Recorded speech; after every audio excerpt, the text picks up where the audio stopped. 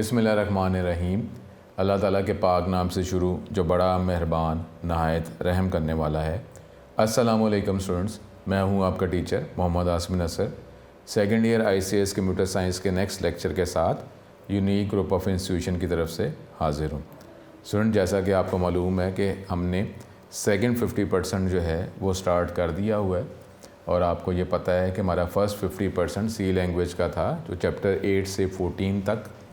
अब हम सेकंड 50% जो चैप्टर नंबर 1 से 7 तक है वो हम टॉपिक पढ़ रहे हैं, स्टडी कर रहे हैं जो डेटाबेस से रिलेटेड है।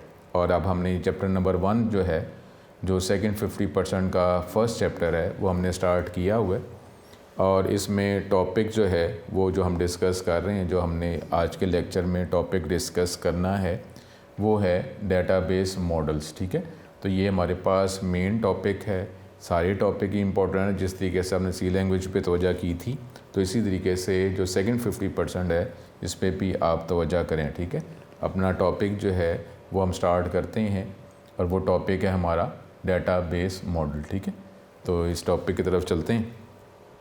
तो ये आप बहुत ध्यान से ये सिलेबस भी आप पढ़ें और अच्छे तरीके से इसकी तैयारी करें और टेस्ट फिर परफॉर्म करें। टॉपिक आज का है हमारा डेटाबेस मॉडल्स। अब ये टॉपिक नेक्स्ट जो है वो हम स्टार्ट कर रहे हैं वो है डेटाबेस मॉडल्स। ठीक है, अब डेटाबेस का हमारा सिलेबस स्टार्ट हो चुका है चैप्टर 1 से चैप्टर 7 तक। मॉडल्स का मतलब क्या होता है? थ्योरी। तो नॉर्मली जो हमारे सिलेबस के हवाले से जो डिफरेंट डेटाबेस की ये थ्योरीज जो मॉडल्स हैं अब आप उसको हम डिस्कस कर रहे हैं। There are 3 types of logical database model. सबसे पहले है हायरार्चिकल मॉडल, ये एक थ्योरी है, कंसेप्ट है। अब इसमें जिस तरीके से आप कॉलेज की बात कर रहे हैं, किसी इंस्टीट्यूट की बात कर लें, किसी ऑर्गेनाइजेशन की बात कर लें, उसमें हमारे पास अगर आप कॉलेज के हवाले से, एकेडमी के हवाले से बात कर लेते हैं तो उसमें टॉप पे कौन होता है? प्रिंसिपल है, फिर वाइस प्रिंसिपल हैं, क्लास इंचार्जेस हैं, फिर टीचर्स हैं। टीचर्स के बाद जो है स्टूडेंट्स की बात की जाती है। तो अब इसमें हमारे पास हम जब प्रिंसिपल की इंफॉर्मेशन स्टोर करना चाहेंगे तो टेक्निकली डेटाबेस के अंदर इसको एंटिटी कहा जाता है। तो ये चैप्टर नंबर 2 के अंदर ये एंटिटी की डेफिनेशन भी आ जाएगी। एंटिटी हमारे पास वो ऑब्जेक्ट जिसके मुतालिक आप इंफॉर्मेशन स्टोर करना चाह रहे हैं इन डेटाबेस, उसको कहते हैं एंटिटी। ठीक है, अब आप देखें ना, अब हमारे पास डिफरेंट जो ब्रांचेज़ हैं, जो डिफरेंट ब्रांचेज़ हैं, डिफरेंट कॉलेजेस के कैंपसेस हैं, एकेडमी के डिफरेंट कैंपसेस हैं, उसमें हर कैंपस का डिफरेंट प्रिंसिपल होते हैं ना।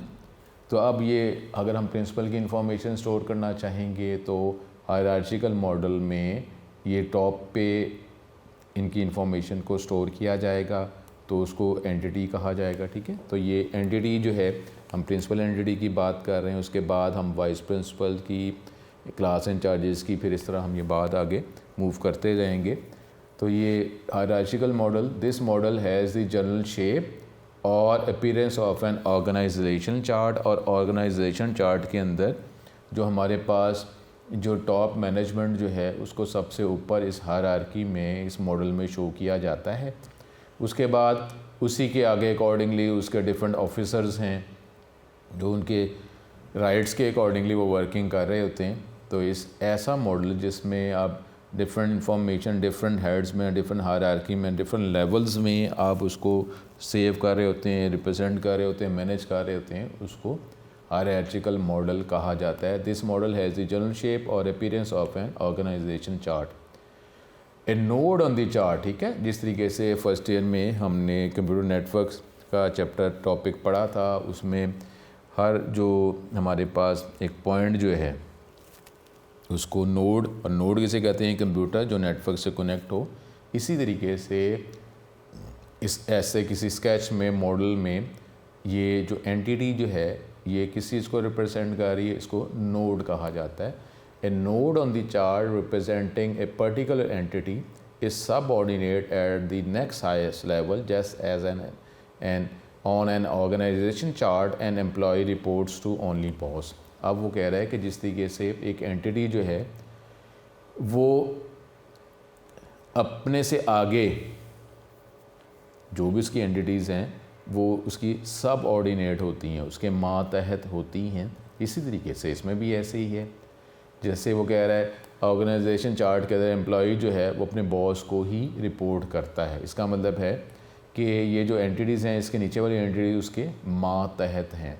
This kind of structure is often refer to as an inverted tree. अब हमने पहले ही बात की थी कि जब भी कोई वर्ड डबल कोट्स में आ जाता है तो उसका मतलब होता है वो एक टर्म होती है, उसके नॉर्मली हम उसकी जो मीनिंग है, उसके मीनिंग के वर्ड्स के मीनिंग के अकॉर्डिंगली हम उसको रिप्रेजेंट नहीं कर रहे होते, बल्कि ये जो है ये एक टर्म होती है। अब ये ऐसे इन्वर्टेड ट्री की अगर हम बात करेंगे तो इन्वर्टेड ट्री का मतलब ये नहीं हो रहा कि यहाँ पे ट्री जो है उसको उल्टा कर दिया। इसका मतलब है कि अब ट्री में नॉर्मली जो नीचे जो है उसकी रूट्स होती हैं, उसके बाद फिर उसके आगे ट्रंक है, फिर हमारे पास ब्रांचेस हैं, मेन ब्रांचेस है, फिर सब ब्रांचेस हैं, आखिर में लीव्स होते हैं।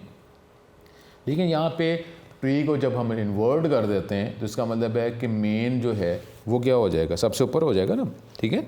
यहाँ पे अगर ट्री की बात करते हैं हम मेन किसे कहते हैं, रूट्स को। तो इसलिए यहाँ पे टर्म के वाले से ये जो स्ट्रक्चर जो है ये इन्वर्टेड ट्री के तौर पे इसको रेफ़र किया जा सकता है, with the top most refer to as the root. और उसमें जो टॉप जो है उसको मेन या रूट कहा जाता है, ठीक है। अब यहाँ पे आप ये देख लें इस तरीके से एक एंटिटी जो है उसके नीचे जो हैं उसके सब ऑर्डिनेट्स हैं, उसके नीचे उसके सब ऑर्डिनेट, तो हमारे पास ये 3 लेवल्स बन जाते हैं। और एंटिटी जो है, एंटिटी की मैं बात कर रहा हूँ जिस तरीके से हम कहते हैं प्रिंसिपल्स कह रहे हैं, सारे प्रिंसिपल की इंफॉर्मेशन अगर हम डाटा स्टोर करना है तो सपोज़ हमारी जो एग्जांपल है उसमें एंटिटी 1 में स्टोर करेंगे। इस तरीके से फिर मुख्तलिफ सब ऑर्डिनेट्स हैं, ये हम बात करते जाएंगे जब हम ये, अब ये थ्योरी का चैप्टर है, इंशाल्लाह ताला थोड़ा सा आगे हम चले जाएँ चैप्टर 2 में, तो फिर जो है आपको मैं वैसे तो ये चैप्टर नंबर 5 में जाकर ये हमारा कंप्यूटर एज ए टूल हम डेटाबेस को ऑन करेंगे, ओपन करेंगे। लेकिन आपको प्रैक्टिस के लिए जो इस तरह हमने सी लैंग्वेज की थी, सी लैंग्वेज में भी आपको चैप्टर नंबर 8 से 9 से ही हमने कुछ उसकी प्रैक्टिस स्टार्ट कर दी थी। उसकी तो वेटेज खैर ज़्यादा है वर्किंग की, लेकिन यहाँ पे भी हम कोशिश करेंगे कि थोड़ी थोड़ी एग्जांपल जो है ये चैप्टर 2 से ही हम स्टार्ट कर देंगे। उसके बाद अगला जो हमारे पास स्केच है, जो मॉडल है, वो है नेटवर्क मॉडल।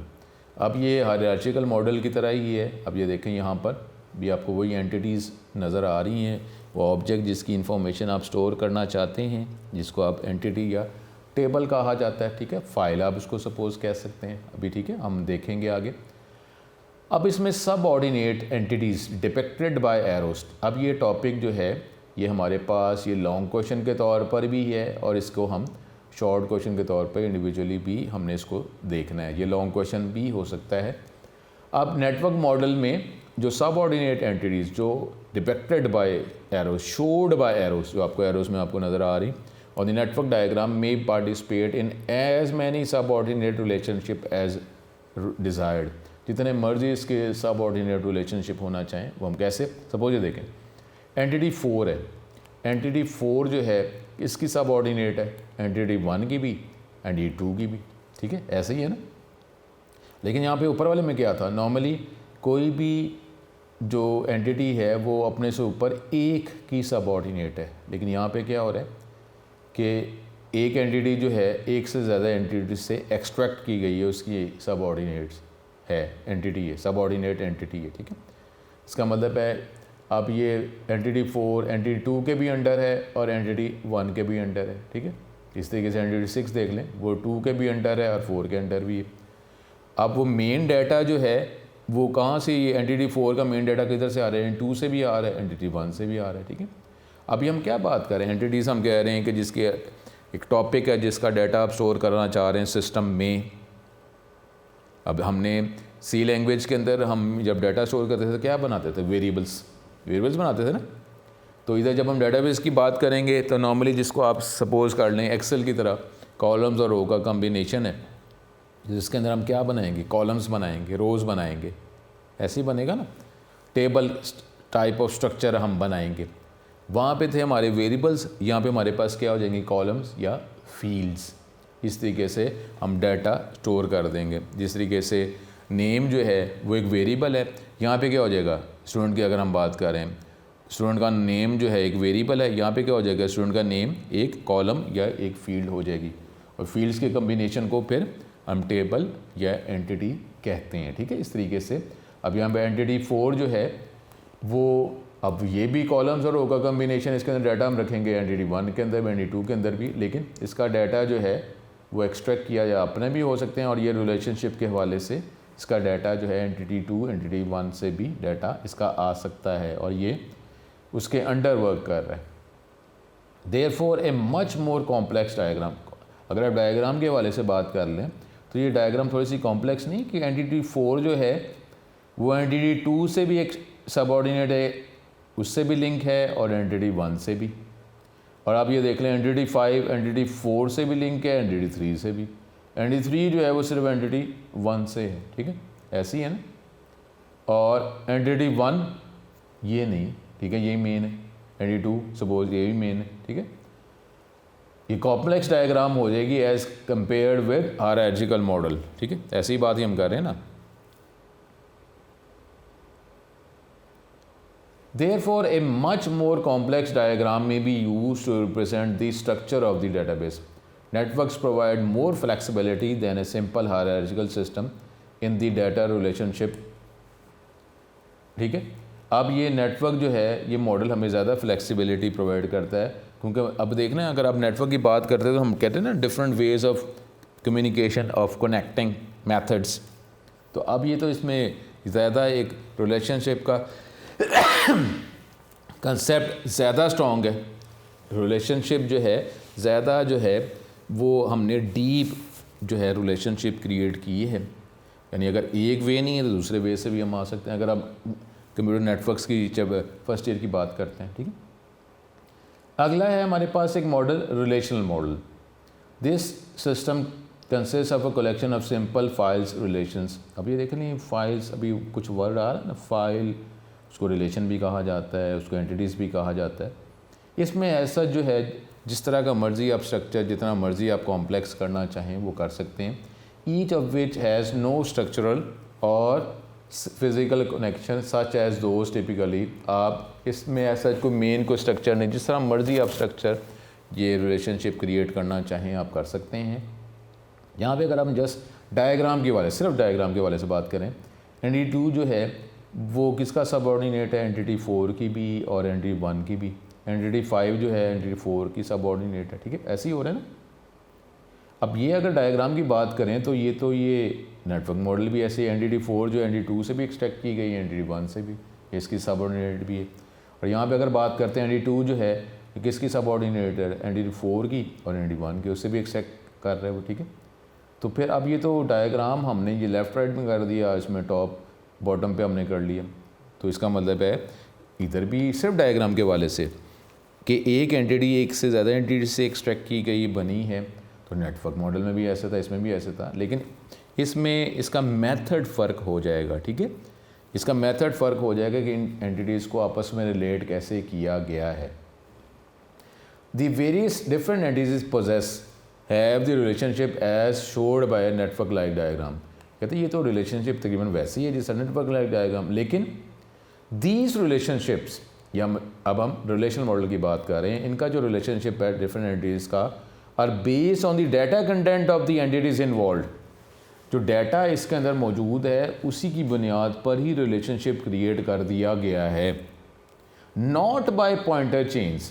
ये लाइंस मेन है, ये लाइंस आप कोशिश करें स्टूडेंट, ये जो लाइंस हैं ये लाजमी आपने याद करनी है और लिखनी है, लेकिन इनकी रिलेशनशिप का ताल्लुक जो है वो पॉइंटर के कंसेप्ट के साथ नहीं है और किसी और type of structural connection method आपने इस्तेमाल नहीं किया।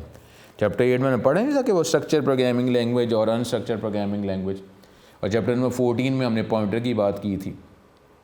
तो वो कह ये रहा है कि रिलेशन मॉडल के अंदर ये एंटिटीज़ का जो ताल्लुक है वो इसके अंदर जो एंटिटीज़ के अंदर डाटा मौजूद है उसी की बुनियाद पर इनको रिलेट कर दिया जाता है, बजाय इसके कि आप पॉइंटर का कॉन्सेप्ट इस्तेमाल करें या कोई और स्ट्रक्चर कनेक्शन मेथड इस्तेमाल करें। और स्ट्रक्चर कनेक्शन मेथड किस में नॉर्मली में इस्तेमाल कर रहे थे, वो स्ट्रक्चर प्रोग्रामिंग लैंग्वेज में। इसका मतलब है कि ये जो रिलेशनल मॉडल जो है इसमें एंटिटीज़ का ताल्लुक जो है ज़रा आसानी से डाटा की बुनियाद पर ही हम बना सकते हैं, बजाय इसके कि हमें कोई कॉम्प्लेक्स जो स्टेटमेंट्स पॉइंटर किया या कंसेप्ट इस्तेमाल करना पड़े, ऐसा नहीं है। तो स्टूडेंट अगर अब नेटवर्क मॉडल के अंदर भी एंटिटी से रिलेट है एक से ज़्यादा एंटिटी से, रिलेशन में भी एंटिटी एक से ज़्यादा एंटिटी से रिलेट हैं। लेकिन अगर रिलेशन मॉडल के अंदर मेथड आसान इस्तेमाल किया जा रहा है और नेटवर्क में अगर हम पॉइंटर का कंसेप्ट या कोई और मेथड इस्तेमाल कर रहे हैं, एंटिटी से रिलेट भी हो रही हैं, तो फिर हमें क्या चाहिए कि हमें अगर आसानी से अगर एंटिटीज़ रिलेट हो जाती हैं तो हम वो मेथड इस्तेमाल कर लेंगे। तो अब ये जो हम डेटाबेस पढ़ रहे हैं, डेटाबेस में जो बैकग्राउंड में नॉर्मली जो मॉडल या स्केच थ्योरी इस्तेमाल की जाती है वो है रिलेशन मॉडल, और इसमें आसानी से हम डाटा की बुनियाद पर ही एक से ज़्यादा ऑब्जेक्ट को, एक से ज़्यादा एंटिटीज़ को, एक से ज़्यादा फाइल्स को आपस में रिलेट कर सकते हैं, बजाय इसके कि हमें कुछ कॉम्प्लेक्स मेथड इस्तेमाल करने पड़ें। तो ठीक है, फिर आसानी से कर लेते हैं, एंटिटीज़ भी रिलेट हो गई और हमें मेथड जो है as a developer, as a programmer, designer, हमें कंसेप्ट भी जो है इजी इस्तेमाल कर रहे हैं। तो ये रिलेशनल मॉडल या डेटाबेस जो इस्तेमाल करते हैं उसका फ़ायदा यही है कि अगर आपने डाटा एंटर करना है बल्क में और डिफरेंट फॉर्म्स ऑफ डाटा ही देखना है, complex hardware programming, complex mathematical calculations अगर इन्वॉल्व नहीं है तो आप फिर रिलेशनल मॉडल या डेटाबेस इस्तेमाल करते हैं। अगर कॉम्प्लेक्स मैथमेटिकल कैलकुलेशन है, कॉम्प्लेक्स कंप्यूटेशन इन्वॉल्व है या कोई हार्डवेयर प्रोग्रामिंग इन्वॉल्व है तो फिर आपको लैंग्वेज इस्तेमाल करनी होती है। जिस तरीके से यूनिक की सॉफ्टवेयर की बात कर लें, बैंक के सॉफ्टवेयर की बात कर लें, यूटिलिटी स्टोर की बात कर लें, इसमें कोई कॉम्प्लेक्स मैथमेटिकल कैलकुलेशन या कॉम्प्लेक्स कंप्यूटेशंस या कॉम्प्लेक्स जो है हार्डवेयर प्रोग्रामिंग रिक्वायर नहीं है। तो इसलिए इसका जो डाटा जो है या प्रोजेक्ट जो है या सॉफ्टवेयर बनाना है वो बेहतर तौर पर हम रिलेशनल मॉडल को फॉलो करते हुए डेटाबेस में बना सकते हैं। तो ये था हमारे पास ये डेटाबेस मॉडल का कंसेप्ट, ठीक है। अब इसको आगे मज़ीद जो है इसको आपके जो नोट्स हैं उसके हवाले से भी इसको हम देखते हैं, ठीक है। अब ये नोट्स के हवाले से अगर हम चलते हैं तो ये हमारे पास कंसेप्ट है डेटाबेस मॉडल का। Database model is a method for organizing databases on the logical level of schema and subschemas. The main concern in which a model is how to represent relation among database record. Main concern ये है कि ये different जो records हैं उनका आपस में relationship कैसे आप उसको रिप्रेजेंट करेंगे। Relationship among the many individual records in database are based on one of the several logical data structures. अब ये डाटा जो रिकॉर्ड्स की फॉर्म में मौजूद है इनका रिलेशनशिप जो है मुख्तलिफ ये डाटा स्ट्रक्चर्स या मॉडल्स के हवाले से उसको रिप्रेजेंट किया जाता है। 3 प्रिंसिपल मॉडल्स क्या हैं जी? Hierarchical model structure, network structure model, relation structure model. अब डेटाबेस मॉडल में सबसे पहले hierarchical model. Early DBMS package use the hierarchical structure. Hierarchical model में रिकॉर्ड्स को अरेंज किया जाता है डिफरेंट लेवल्स की फॉर्म में, हायरार्की की फॉर्म में। जैसे ऑर्गेनाइजेशन चार्ट में जो बॉस है वो सबसे ऊपर उसको डायग्राम में शो किया जाएगा, फिर उसके सबऑर्डिनेट्स, फिर उसके सबऑर्डिनेट, इस तरीके से पूरे ऑर्गेनाइजेशन का एक स्ट्रक्चर जो है वो बनाया जाता है और उसके अकॉर्डिंगली फिर उनका डाटा जो है स्टोर किया जाता है और आपस में रिलेट किया जाता है। अब नोड जो है, each record type in this model, इसको नोड कहा जाता है। नोड जो है नॉर्मली एक एंटिटी को रिप्रेजेंट करती है जिसकी बुनियाद पर आप डाटा स्टोर करते हैं। इसके फॉलोइंग कैरेक्टरिस्टिक्स हैं। रिलेशनशिप बिटवीन रिकॉर्ड्स फॉर्म में हायरार्की और ट्री लाइक स्ट्रक्चर बनता है, इसको इन्वर्टेड ट्री भी कहा जाता है। Records are dependent range in different levels के हवाले से स्ट्रक्चर में उनको रिप्रेजेंट किया जाता है, जिसमें एक मेन रूट रिकॉर्ड है और उसके सारे फिर उसके सबऑर्डिनेट लेवल्स या रिकॉर्ड्स हैं। रिलेशनशिप जो है इनके दरमियान रिकॉर्ड्स का 1 to many है, यानी एक जो पर्सन है, एक जो हेड है, उसके एक से ज़्यादा सबऑर्डिनेट्स मौजूद हैं, ठीक है। डाटा एलिमेंट और record in the highest level of the hierarchy, इसको रूट एलिमेंट कहा जाता है। बाकी सब आगे जो है उसके सबऑर्डिनेट्स हैं, उसके मातहत ही काम कर रहे हैं, जिस तरीके से एक ऑर्गेनाइजेशन में होता है। ये हमारे पास उसकी डायग्राम है। एंटिटी 1 है, ये मेन एंटिटी है, रूट एंटिटी है, उसके आगे अकॉर्डिंगली फिर उसके सबऑर्डिनेट लेवल्स हैं और वो उसके अंडर काम कर रहे हैं। तो अब ये सारे जो है एंटिटी 1 की इंफॉर्मेशन हम रिकॉर्ड फॉर्म में स्टोर करेंगे, एंटिटी 2 की इंफॉर्मेशन रिकॉर्ड फॉर्म में, रोज़ फॉर्म में हम इसको रिप्रेजेंट करेंगे। इस तरीके से डाटा जो है वो एंटर किया जाता है। नेटवर्क मॉडल जो है ये भी हमारे पास जो है हायरार्किकल मॉडल की तरह ही है, बस डिफरेंस ये है is that child node can have more than one parent node, यानी जो हमारे पास जो सबऑर्डिनेट जो एंटिटी है जिसको चाइल्ड भी कहा जाता है उसकी एक से ज़्यादा जो मेन एंटिटीज़ पेरेंट नोड्स हो सकती हैं। Child nodes are represented by arrows, ऐसे एक कॉम्प्लेक्स डायग्राम बन सकती है एज़ कम्पेयर्ड विद हमारे पास हायरार्किकल मॉडल। इसके फॉलोइंग कैरेक्टरिस्टिक्स हैं, can represent more complex relationship and is still use by many main frame DBMS packages. फिर इसमें मैनी टू मैनी रिलेशनशिप है, इसका मतलब है कि एक एंटिटी एक रिकॉर्ड एक से ज़्यादा रिकॉर्ड्स के साथ लिंक है। That is the network model can access a data element by following one of the several paths, एक से ज़्यादा बेस से भी उसको कनेक्ट किया जा सकता है। तो ये हमारे पास ये एक डायग्राम है।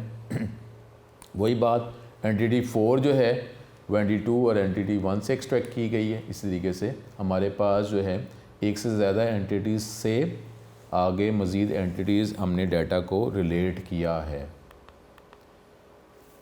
अगला है रिलेशनल मॉडल, और इसी की बेस पर डेटाबेस नॉर्मली अब इस्तेमाल की जाती है। हमारे सिलेबस के अंदर भी जो डेटाबेस हमने यूज़ करनी है एज ए टूल वो भी इसी मॉडल को फॉलो करेगी। Relational model is the most commonly use database model. It is more flexible, hierarchical और नेटवर्क के हवाले से। Relational model consist of simple relations, tables हैं, हमारे पास कॉलम और रो का कम्बिनेशन है। Relation is a term use for a table. A relation represents a particular entity.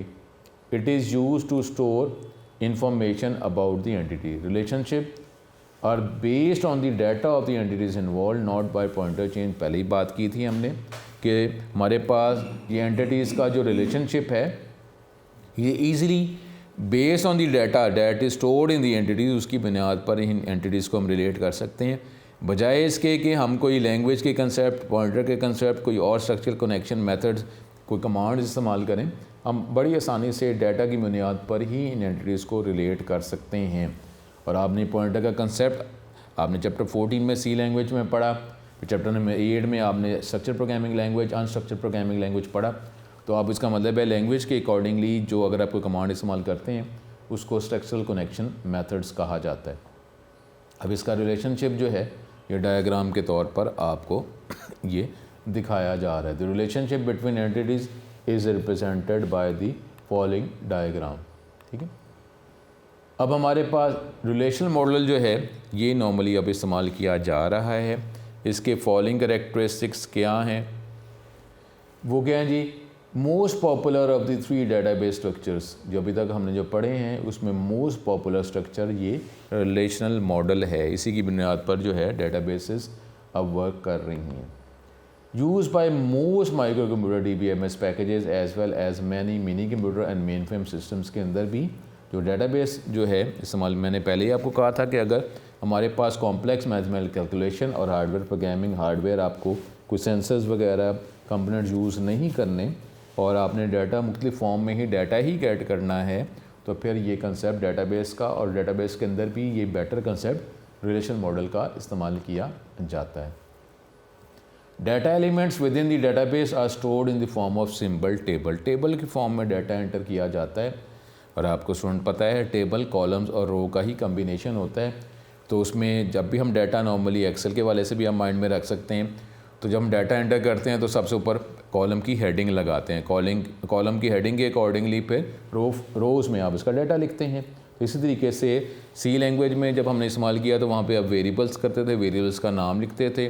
तो यहाँ हम डेटाबेस पे जब हम वर्क करेंगे, चैप्टर 2 जब हम स्टार्ट करेंगे तो मैं आपको साथ साथ प्रैक्टिस भी इसकी थोड़ी सी शुरू कर दूँगा, थोड़ा सा आइडिया दे देंगे ताकि इसमें भी इन टॉपिक में भी हमारा इंटरेस्ट जो है वो डेवलप हो जाए, उसके अकॉर्डिंगली हम काम करते रहें। Data elements within databases are stored in the form of simple tables.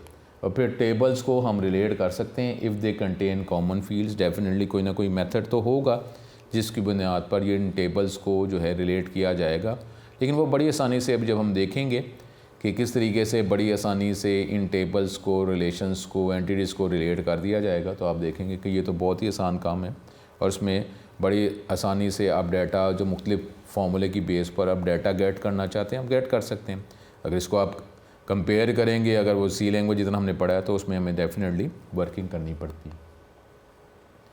DBMS packages based on the relational model can link data elements from various tables to provide information to users। क्योंकि computer के आने का main फ़ायदा ही होता है कि data जो है वो मुख्तलिफ़ फॉर्म में हम डाटा देख सकते हैं, मुख्तलिफ़ फार्मूलाज अप्लाई करके देख सकते हैं। और कंप्यूटर का आने का फ़ायदा यही है कि हमें नॉर्मल जो मैनुअल फाइल्स जो हमें पिक करनी पड़ती हैं, उसे डाटा गेट करना पड़ता है, किसी पेज पे लिखना पड़ता है, फिर किसी और फाइल को पिक करके मैनुअल फाइल जो पेजेस फॉर्म में है उसको हम पिक करते हैं, फिर उसमें से कोई डाटा नोट करते हैं, फिर हम उसकी बुनियाद पर हम कोई एक क्यूरी बनाते हैं, फिर एक रिपोर्ट बनाते हैं। लेकिन कंप्यूटर का फ़ायदा ये होता है कि हम किसी ना किसी तरीके से हम इन टेबल्स को, फाइल्स को हम रिलेट कर देते हैं और फिर हम डाटा आप किसी तरीके से भी फार्मूले की बेस पर आप गेट करना चाहें कर सकते हैं। बस ये अगर रिलेट करने का मेथड भी अगर आसान हो जाए तो ज़ाहिर हमें तो एज ए डेवलपर आसानी हो जाएगी कि रिलेट करने के लिए भी हमें कोई कॉम्प्लेक्स कोई कैलकुलेशन, कोई फार्मूलाज, कुछ मेथड इस्तेमाल नहीं करने पड़े। सिंपली हम सिंपल मेथड इस्तेमाल कर रहे हैं, जिससे टेबल भी रिलेट हो गए, फाइल्स भी रिलेट हो गई। और जब रिलेट हो गई हैं उसका फ़ायदा यही है कि आप एक ही फ़ाइल की मदद से मुख्तलिफ़ फ़ाइल्स का डाटा आप गेट कर सकते हैं। तो ये तो हमें फ़ायदा होता ही है। तो नॉर्मली ये हमारे पास अब इसके कुछ एडवांटेजेस और डिसएडवांटेजेस हैं जो हमारे पास, इसको जो है इसको हम नेक्स्ट लेक्चर में ही कवर करेंगे। तो यहाँ तक आज हमने ये डिफरेंट जो डेटाबेस मॉडल्स हैं उसको हमने डिस्कस किया। हायरार्किकल डेटाबेस मॉडल, फिर नेटवर्क डेटाबेस मॉडल और फिर रिलेशनल डेटाबेस मॉडल, इसको हमने डिस्कस किया। और आज का लेक्चर यहाँ पे कंप्लीट करते हैं और नेक्स्ट लेक्चर के अंदर फिर इनका जो हमारे पास कुछ एडवांटेजेस हैं, डिसएडवांटेजेस, इनको हम कंपेयर कर लेंगे। अब ये टॉपिक जो हैं ये लॉन्ग क्वेश्चन के तौर पर भी आ सकता है, शॉर्ट क्वेश्चन के तौर पर भी, और आगे भी, क्योंकि ये हमारे पास के एडवांटेज डिसएडवांटेजेस हैं, इसको भी शॉर्ट क्वेश्चन के तौर पर देखा जा सकता है। अपना बहुत ज़्यादा ख्याल रखें। नेक्स्ट लेक्चर में इसी के आगे फिर इसी मॉडल्स को हम एडवांटेजेस डिसएडवांटेजेस जो है वो हम देखेंगे। वो नेक्स्ट लेक्चर में अपना बहुत ज़्यादा ख्याल रखें। नेक्स्ट लेक्चर में दोबारा मुलाकात होगी। अस्सलाम वालेकुम।